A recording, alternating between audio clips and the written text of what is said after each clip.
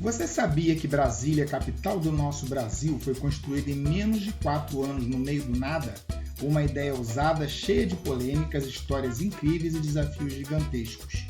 Hoje, no Construindo Sonhos, Arquitetura e Construção, convidamos você para uma viagem no tempo, na qual vamos entender como essa cidade acabou se tornando uma das grandes expressões da arquitetura e do urbanismo mundial.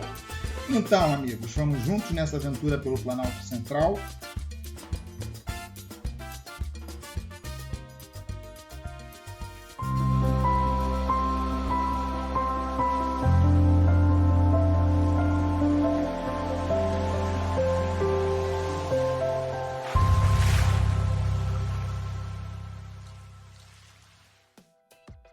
Diferente do que muitos possam imaginar, a ideia de transferir a capital para o centro geográfico do país não é nova.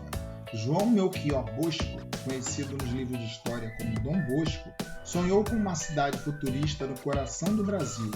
E o patriarca José Bonifácio também já falava sobre isso lá pelo século XIX. Mas foi só no governo de Juscelino Kubitschek que a ideia saiu do papel e virou ação. JK queria conectar o país, desenvolver o Centro-Oeste e sair bonito na foto, deixando sua marca na história, né?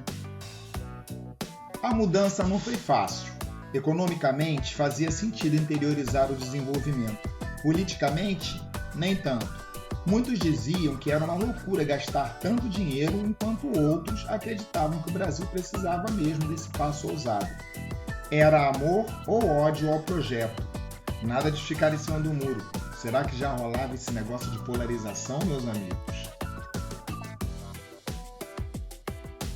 O concurso para o plano urbanístico foi vencido por Lúcio Costa, que desenhou Brasília com uma forma semelhante a um avião, com 2 eixos principais se cruzando em ângulo reto. Já Oscar Niemeyer deu vida aos principais edifícios, com curvas elegantes, muita ousadia e seguindo princípios da arquitetura modernista definidos pelo arquiteto franco-suíço Charles Édouard Jeanneret, conhecido como Le Corbusier. Era uma incrível oportunidade para experimentar a arquitetura modernista na escala de uma cidade, mas também com proporcional risco próprio das grandes revoluções. A vitória de Lúcio Costa no concurso instituído em 1957 foi uma surpresa, já que ele não era conhecido na época como urbanista, mas como arquiteto. Entrando de última hora e concorrendo contra urbanistas renomados com grandes equipes multidisciplinares, Costa apresentou uma proposta simplificada com poucas páginas e sagrou-se o vencedor dentre os 26 projetos participantes. Já Oscar Niemeyer fora convidado por JK para projetar os edifícios mais importantes, como o Palácio do Planalto, o Congresso Nacional, a Catedral Metropolitana e o Palácio da Alvorada. Os projetos foram sendo entregues ao longo dos anos de 1957 e 1958. As obras foram oficialmente iniciadas no dia 2 de outubro de 1956.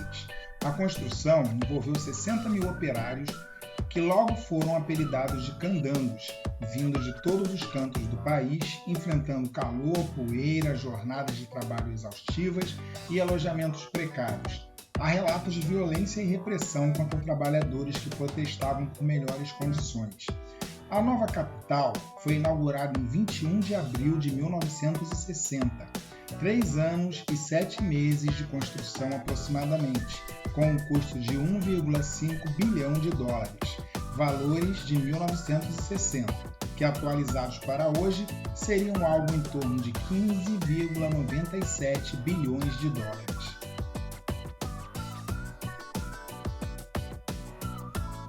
Brasília, materialização do lema 50 anos em 5 do presidente Juscelino Kubitschek, tornou-se um dos marcos da identidade nacional. A transferência da capital deslocou o eixo do poder político e administrativo do litoral para o interior, promovendo o desenvolvimento do Centro-Oeste e melhorando a integração nacional, objetivos planejados pelos seus idealizadores. Embora a cidade não se enquadre totalmente no conceito de cidade-jardim instituído no século XIX por Ebenezer Howard, devido à sua maior escala, foco no uso do automóvel e ausência de autossuficiência econômica, a nova capital possui muitas características daquele conceito, como a setorização por funções, setor de comércio, setor habitacional, setor hoteleiro e assim por diante, baixa densidade populacional com casas e edifícios residenciais multifamiliares de baixo gabarito, de no máximo 6 andares, e grandes espaços verdes arborizados, gramados e com canteiros floridos entre os edifícios e vias, promovendo a integração entre construções e espaços verdes. Se você não conhece o conceito de cidade-jardim, em breve faremos um vídeo sobre o tema.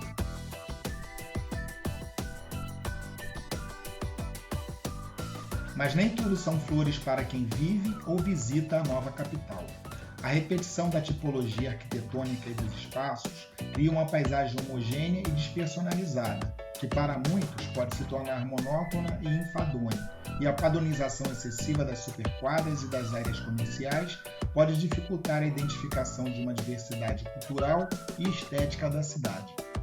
Você não tem aquela agradável sensação de expectativa quanto ao que virá após dobrar uma esquina. Em Brasília, você sempre sabe, verá os mesmos tipos de edifícios e os mesmos jardins, que apesar de muito bonitos, bem planejados e originais, causam uma sensação de enfado pela repetição. Isso também ocorre no que se refere à falta de diversidade geográfica da cidade, que construída no Planalto Central, ou seja, no terreno plano, não possui morros, vales ou quaisquer outros elementos naturais que propiciem alguma diversidade à paisagem visualmente uniforme, que acaba ficando limitada às intervenções urbanísticas e arquitetônicas. Há também a questão do sistema de localização da cidade. Apesar de eficiente para os moradores locais, a nomenclatura de ruas, quadras e setores é considerada confusa para visitantes. Siglas como SCLN, abreviatura para Setor Comercial Local Norte, não possuem significado intuitivo para quem não está acostumado. A ausência de nomes de ruas tradicionais, bem como a falta de referências pontuais implementadas de maneira orgânica no tecido da cidade, por exemplo, uma velha padaria em um sobrado antigo ou uma lanchonete que acabou de inaugurar em frente à praça, fazem com que se careça de identidade dos moradores com os imóveis e equipamentos urbanos do bairro, aqui convertidos em superquadras.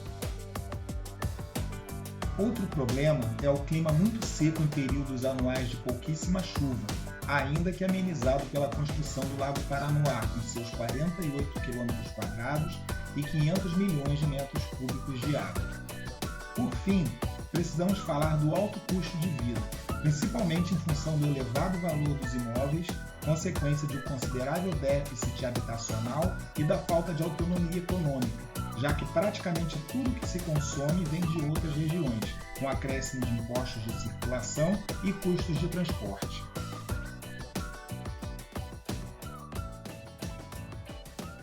Feitas as devidas críticas, lembramos que a capital brasileira é como um museu a céu aberto das obras de Niemeyer com sua arquitetura escultural. Seus edifícios são um primor no quesito plasticidade, estudados pelas escolas de arquitetura de todo o mundo. Mas há consideráveis críticas quanto a questões funcionais, como o conforto térmico dos edifícios, cujas grandes paredes de vidro fechadas demandam grandes gastos com ventilação mecânica, ou seja, ar-condicionado e exaustores. A concepção urbanística de Lúcio Costa, por sua vez, inspirou a construção de cidades como Chandigarh na Índia, por exemplo. E a cidade foi um grande laboratório dos limites e potencialidades do emprego do urbanismo e da arquitetura modernistas em larga escala.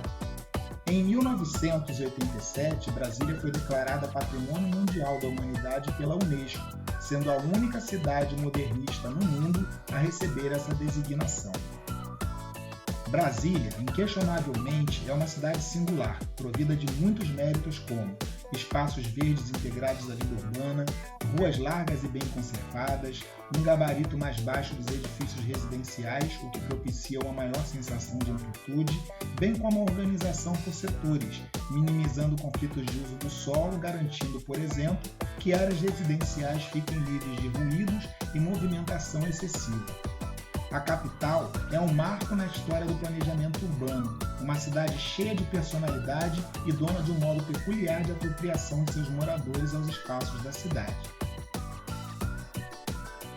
Agora uma metrópole, a urbe modernista planejada e construída com muita coragem há mais de 60 anos, continua a ser admirada por sua audácia e originalidade. Se você ainda não conhece nossa capital, precisa colocar esse projeto em sua agenda, visitar o Congresso Nacional e o Palácio do Planalto, onde nossa vida em sociedade é planejada e decidida muitas vezes contra a nossa vontade, é verdade. A Catedral Metropolitana, o Palácio Alvorada, a Torre de TV, os parques, o Lago Paranoá, só para citar alguns exemplos de uma lista muito maior e de quebra admirar o céu de Brasília, que muitos afirmam ser um dos mais bonitos do mundo. Se você tem alguma dúvida ou alguma sugestão de assunto sobre arquitetura, escreve embaixo nos comentários. E se esse vídeo foi útil para você, inscreva-se no nosso canal, curta, comente e compartilhe. Aos amigos da boa arquitetura, da elegância e da funcionalidade, um abraço e até a próxima aventura.